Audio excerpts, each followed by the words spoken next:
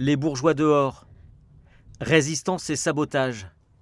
Des tags retrouvés sur une dizaine de bateaux parqués au port à sec de Frossé juste avant Noël, pour un préjudice financier estimé à 30 000 €.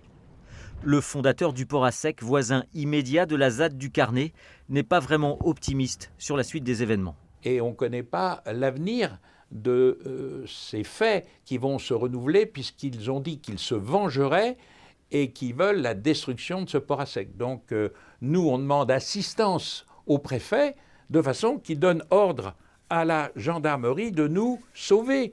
Depuis la fin de l'été, des dizaines de personnes ont rejoint les bords de l'estuaire de la Loire pour dénoncer le projet de parc éco-technologique. Et ces écolos-squatteurs, les maires des 6 communes de Sud-Estuaire, n'en veulent plus. Qu'on soit d'accord ou pas avec le projet du port autonome, c'est une chose. Mais qu'on supporte que l'état de droit ne soit pas respecté, ça c'est insupportable. Vous ne pouvez pas accéder sur une route départementale.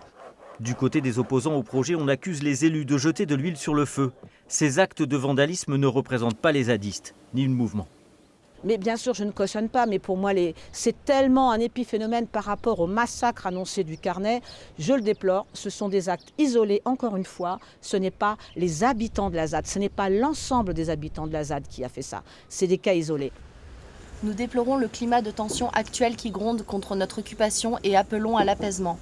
Nous sommes ici pour défendre l'île du Carnet contre un projet absurde et destructeur. L'occupation a entamé un rapport de force suffisant pour questionner le projet du grand port maritime.